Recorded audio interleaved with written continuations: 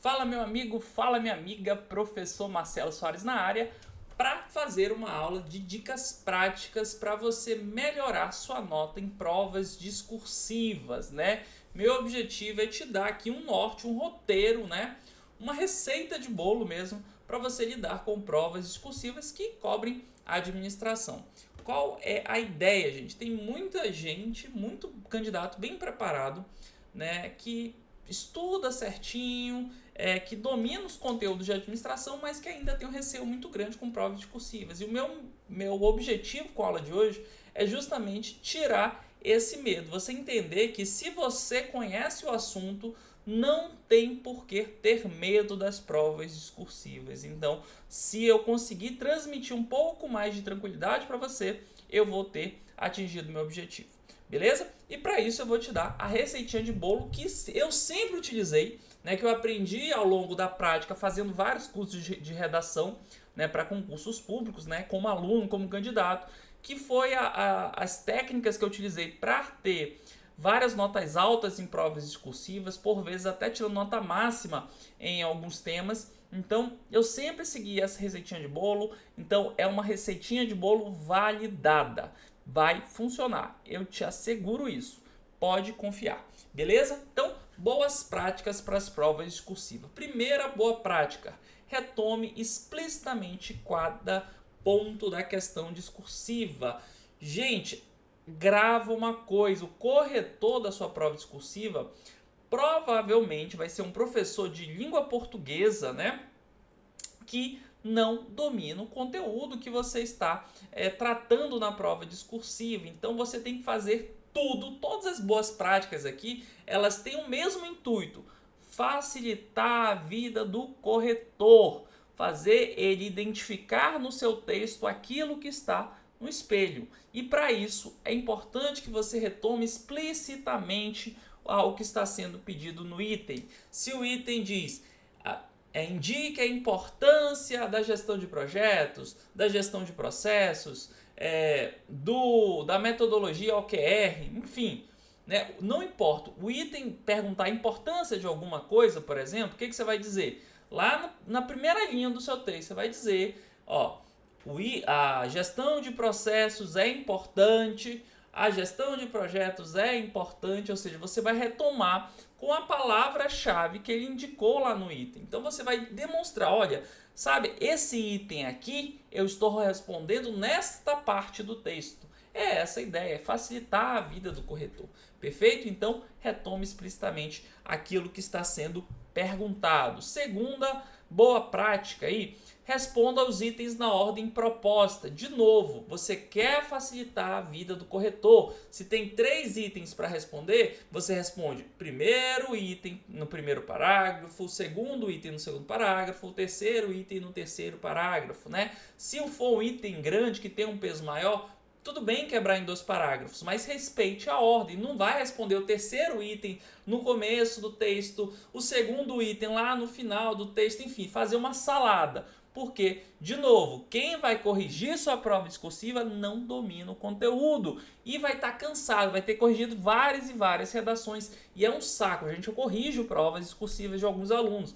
E é um saco você pegar um texto bagunçado, um texto que está respondendo um item no primeiro parágrafo, aí ele vai complementar a resposta desse item lá no final do texto, faz uma lambança, bota a resposta de cada item dispersa no texto. Isso é um saco.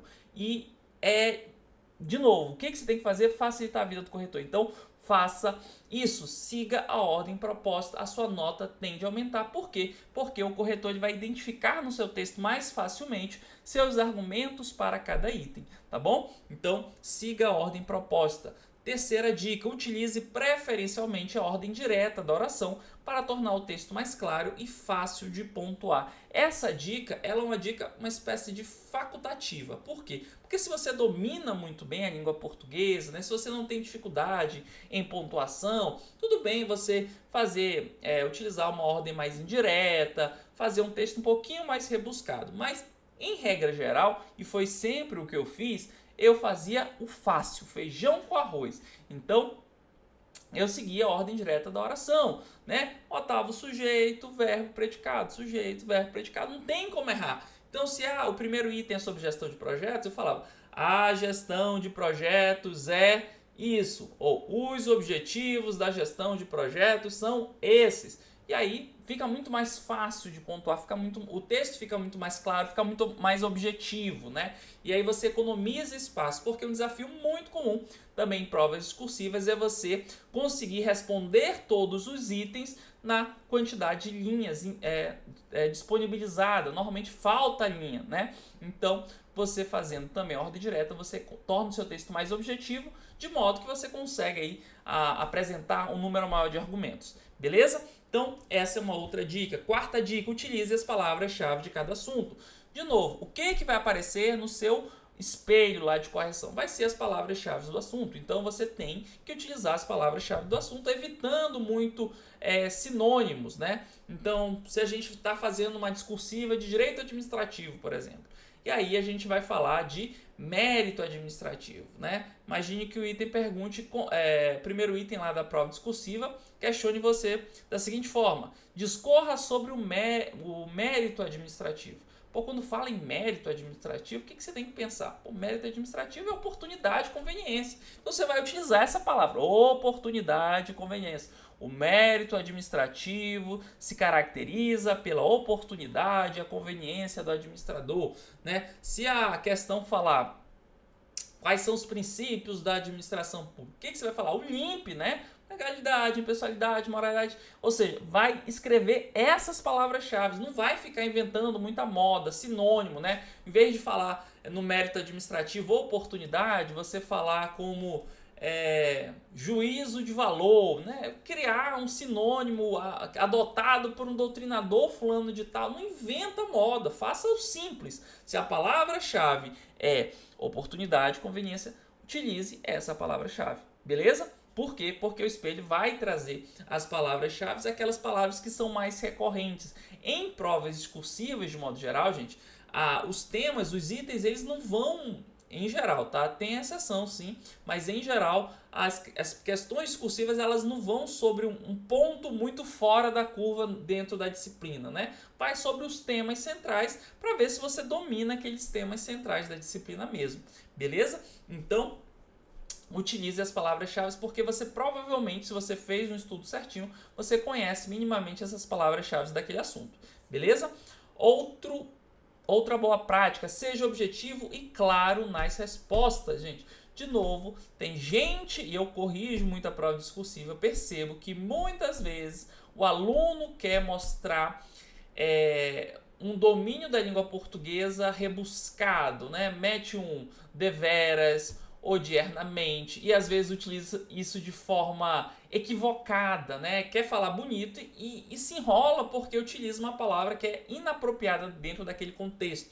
Então, minha sugestão, gente, estou falando, tive inclusive notas máximas em provas discursivas e nunca foi inventando, metendo um deveras, um alhures no meio das coisas, não. Foi o que? Fazendo feijãozinho com arroz, ordem direta. Por quê? O que o examinador majoritariamente vai avaliar na sua prova discursiva é a sua capacidade de domínio em relação não só à língua portuguesa. A língua portuguesa é importante, é óbvio que sim. Você não vai meter lá o nós vamos, nós fui, né? Não é isso. Mas se você fizer o feijão com arroz e mandar bem na parte técnica, pô, você vai ter uma nota muito alta, porque a parte técnica ali da prova discursiva em concursos, ela é mais importante, é aquilo que é mais avaliado. Então, feijão com arroz com a língua portuguesa, mais conhecimento técnico e você vai ter uma nota alta, beleza? Então, não precisa tornar aí o seu texto rebuscado demais.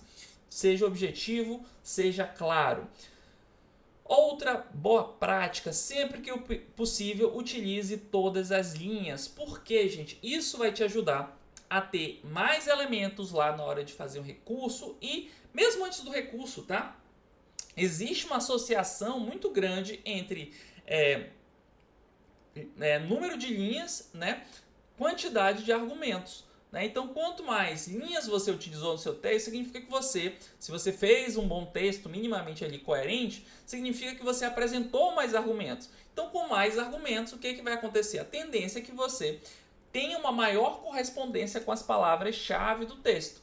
do espelho, e aí a sua nota vai ser maior. Então, assim, se você escreveu 10 linhas, né, e aí o espelho traz 10 palavras-chave, o que acontece? Você precisa botar pelo menos uma palavra-chave em cada linha, na média, não é isso? Então, se você escreve mais linhas, você tem mais chances de acertar as palavras-chave no espelho. É essa a ideia, simplesmente, né? Então, sempre que possível, utilize todas as linhas. Só que não é utilizar todas as linhas para falar o que você já falou várias vezes, ficar enchendo linguiça. Não, não é para isso. Você vai utilizar as linhas apresentando novos argumentos, novas palavras-chave, né? Cobrindo às vezes alguns temas subjacentes daquilo que está sendo pedido no item, mas que podem aparecer no espelho. Gente, presta atenção no que eu vou falar. Muitas vezes o item ali da prova discursiva, ele é um pouco omisso, assim, ele é um pouco obscuro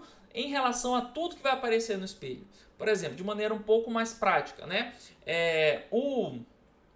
Vamos imaginar uma prova discursiva que pergunte, discorra sobre o conceito do Balance Scorecard, né? Uma prova discursiva nesse sentido, que pede o conceito, né? Só que dentro do conceito tem várias formas de você apresentar esse conceito. Você pode dizer simplesmente: o Balance Scorecard é uma ferramenta de gestão estratégica. Pronto.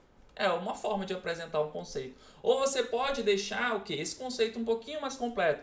O Balance Scorecard é uma ferramenta de gestão estratégica utilizada para implantação e monitoramento da estratégia. Pronto, apresentou o conceito um pouquinho mais amplo. Ou você pode dar um conceito mais completo ainda. O Balance Scorecard é uma ferramenta de gestão estratégica utilizada para implantação e monitoramento da estratégia e é composto por 4 perspectivas, né? Aprendizado e crescimento, processos internos, clientes e aspectos financeiros, né? A perspectiva financeira. Então, perceba, o item pode pedir conceito de Balance Scorecard, mas a forma de você apresentar esse conceito pode variar. E aí, o que você vai fazer? Um bom candidato, o que ele vai fazer? Ele vai tentar identificar o tipo de coisa que pode aparecer no espelho. Poxa, lá o item só pediu conceito. Será que eu preciso ou não incluir as perspectivas? Né? Não está explícito no item, mas se você tem margem, você vai utilizar essas linhas para botar mais argumentos, mais palavras-chave associadas àquele item. É isso que eu estou pedindo para você fazer. Então utilize sempre que possível todas as linhas. Para quê? Para ir cobrindo melhor aquele item, porque alguns pontos podem estar um pouco subjacentes, um pouco implícitos naquilo que está sendo pedido no item e podem aparecer lá no espelho. Não seria nenhum absurdo, dentro desse exemplo, o espelho exigir que o candidato citasse as perspectivas do Balance Scorecard. Aí tem gente, Marcelo, poxa, mas lá no item só pedia conceito, né? Pois é, mas o conceito também não é nada demais você pedir um conceito mais completo, que abarque, né, as perspectivas. Então, é isso que eu quero que você faça. Utilize, sempre que possível, todas as linhas do seu texto, tá? Mas não para ficar enchendo linguiça, falando várias vezes a mesma coisa. Não, isso não vai aumentar sua nota, isso só vai irritar o corretor. O que você vai fazer? Utilizar todas as linhas para apresentar novos argumentos, novas palavras-chave sobre aquilo que está sendo perguntado. Beleza? Outra boa prática: planeje seu texto para abordar todos os itens de acordo com a importância de cada um deles. Isso é fundamental. Várias provas discursivas que eu corrigi, né? O que acontecia? O aluno pegava aqui o primeiro item, ele detalhava lindamente, ficava coisa mais linda do mundo, né? Aquele primeiro item. Só que no afã de responder bem esse primeiro item, ele consome linhas demais. E aí chega no último item, ele bota uma palavra aqui praticamente no finalzinho do texto, porque acabou as linhas. Então, não faça isso, tá? Antes de começar a efetivamente escrever, tem aí pelo menos uma ideia mental ali de quantas linhas você vai dedicar para cada item. E aí você vai planejar o número de linhas naturalmente olhando no peso de cada item. É muito comum as provas discursivas indicarem a nota de cada item. Então o item 1, né, a pergunta que está sendo proposta no item 1 tem o peso 3. A pergunta que está sendo proposta no item 2 tem peso 6. Ora, o item 2 tem um peso maior. Naturalmente, no seu texto, você tem o quê? Que dedicar um espaço maior para o item 2. Ele tem um peso maior, então você tem que escrever mais para aumentar as suas chances de ter uma nota mais alta. Não vai gastar muitas linhas com o item que tem o menor peso. Então tenha essa atenção, faça esse planejamento mínimo aí de ordenar o seu texto para responder, primeiro, todos os itens, segundo, dar a devida importância para cada item de acordo com a nota, né? Então, itens que têm uma nota mais alta recebem mais linhas, itens que têm uma nota menor recebem menos linhas. É isso que eu estou propondo para você, beleza? Tenha essa atenção. E última dica, se não souber, arrisque, tá? Marcelo, veio um tema aqui que eu nunca estudei, nunca ouvi falar. Me desespero, entro em pânico. Gente, agora é hora de você inventar. Você tem que, pela semântica, às vezes ali pela palavra, não sei o que é transparência ativa. Cara, eu não tenho ideia do que é transparência ativa, mas tá, o que é transparência?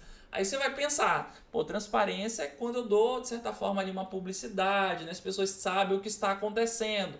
Ativa, o que é? Será que é o cidadão pedir? Será que é a administração por conta própria? E aí você tenta ali, faz um brainstorming na hora e vai no caminho. O que eu não quero, eu não admito que aluno meu saia da prova do concurso com a redação em branco, né? Então, arrisque. Se você não souber, arrisque. Marcelo, encher linguiça ou arriscar, né? Eu prefiro que você arrisque. Por quê? Porque encher linguiça, gente, tipo assim, o que é encher linguiça, né? Você falar a mesma coisa várias vezes. Tem gente que para preencher as linhas começa a reproduzir muito o enunciado, né? Porque o enunciado normalmente traz um texto motivador e aí começa a pegar tudo que está no texto motivador e botando na redação só para preencher linhas.